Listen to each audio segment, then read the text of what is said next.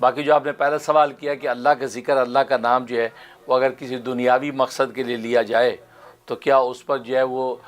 دل کی یا روح کی کثافت دور ہوتی ہے، روحانی نفع پہنچتا ہے، اجر و ثواب ملتا ہے یا نہیں ملتا؟ یہ آپ سوال کر رہے ہیں، بہت اچھا سوال کیا ہے۔ لیکن اس کا جواب یہ بالکل روحانی کثافت دور ہوتی ہے، اجر و ثواب بھی ملتا ہے، اللہ تبارک و تعالی کی نظر کرم بھی نصیب ہوتی ہے۔ اس لیے کہ دنیاوی مقاصد کے لیے آپ اس کے علاوہ دنیاوی کئی طریق ایسے ہیں جس کو اختیار کر سکتے تھے، آپ نے دنیاوی کوئی طریق اختیار نہیں کیا بلکہ آپ نے ایک روحانی طریق اختیار کیا، یعنی اللہ کے نام کو پڑھنا شروع کر دیا۔ مطلب جاب حاصل کرنی ہے، اب جاب حاصل کرنے کے لیے آپ دنیا کے اور بہت سے طریقے اختیار کر سکتے تھے، آپ نے اس کو چھوڑ کے یا رزاق کا ورد شروع کر دیا، اس رزاق کو ہی پکارنا شروع کر دیا اپنی جاب کے لیے۔ تو اس یا رزاق کو جو ہے آپ نے دنیا کے بہت سے راستے چھوڑ کر اسے روحانی راستے کو اختیار کیا ہے۔ یہ جو مجاہدہ اختیار کیا، اس مجاہدے پر آپ کو اجر و ثواب ملے گا،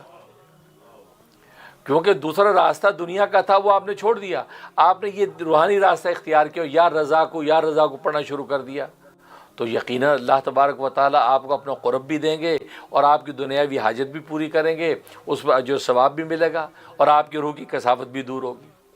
اس کی نظیر حدیث میں آپ یوں سنیے کہ نبی کریم صلی اللہ علیہ وسلم یہ فرما رہے ہیں کہ بیوی کے منہ میں روٹی کا لقمہ جو ہے ڈال دینا، اس پر بھی تمہیں صدقے کا ثواب ملے گا، یہ بھی صدقہ ہے۔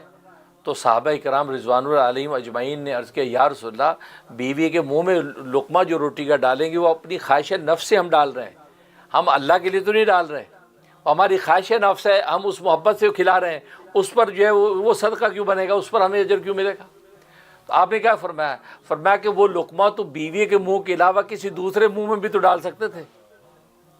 یعنی نامحرم کے منہ میں بھی تو ڈال سکتے تھے، آپ نامحرم کے اس سے ہٹ کے آپ نے محرم جو رشتہ بیوی کا اس کے منہ میں محبت سے لقمہ ڈالا۔ یہ جو مجاہدہ اختیار کیا آپ نے، اس مجاہدے پر آپ کے لیے صدقے کا حکم ہے۔ تو معلوم یہ ہوا کہ آپ نے بھی دنیاوی راستے چھوڑ کے ایک دینی اور روحانی راستے اختیار کیا، تو اس مجاہدے پر اجر بھی ملے گا، اور ظاہر ہے کہ اللہ کا نام یا رزاق کو پڑھیں گے تو آپ کی جو ہے روح کی جو تسکین ہے وہ تسکین بھی آپ کی پوری ہوگی۔ نیت بھلے آپ نے دنیا کی، اس کی مثال آپ یوں بھی سمجھیں کہ آپ نے جو ہے روشن دان کھلوایا وینٹیلیشن کے لیے، کہ یہ روشن وینٹیلیشن کے لیے تاکہ تازہ ہوا آئے، تو فجر کی اذان کی آواز بھی تو آئے گی نا، اذان کی آواز بھی تو آئے گی، تو بھلے آپ نے اس نیت سے کھلوایا نہیں، لیکن اذان کی آواز نے آپ کو نماز کی متوجہ کر دیا اور آپ نماز پڑھنے کھڑے ہو گئے، تو وہ روشن دان جو دنیا کی نیت سے کھولا تھا اس نے آپ کے دین کی تائید بھی کر دی، دینی تقویت کا بھی باعث بن گیا۔ تو بالکل اسی طریقے سے یہ بہت سی چیزیں ایسی، اس سے حضرت تھانوی رحمۃ اللہ فرماتے ہیں کہ انسان جو ہے وہ تدبیر کے ساتھ ساتھ جب دعا بھی اللہ سے کرتا ہے تو اللہ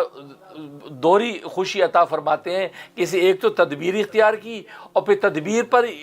ڈیپینڈ نہیں کیا، اسی پر تکیہ رکھ کے نہیں بیٹھ گیا جی ہم نے تدبیر اختیار کر لی کام ہو جائے گا، ساتھ اللہ سے دعا بھی کی، تو فرمایا اللہ تبارک و تعالیٰ دوہری خوشی عطا فرماتے ہیں، اور فرمایا کہ اس کی تدبیر میں برکت ڈال کے کامیاب فرما دیتے ہیں، کیونکہ تدبیر میں اثر بھی تو اللہ ہی نے ڈالنا ہے نا۔ اب آپ تدبیر کر کے مطمئن ہٹ کے جی ہو گیا بھائی ہم نے کر دیا، لیکن ہوا کچھ نہیں، اس کا مطلب ہے کہ اللہ تبارک و تعالیٰ کی طرف سے منشا نہیں اترا، مرضی اتری نہیں، اس لیے فرمایا کہ تدبیر کے ساتھ دعا بھی جب کرتے ہیں تو اللہ تبارک و تعالیٰ کام کو اور آسان کر دیتے ہیں۔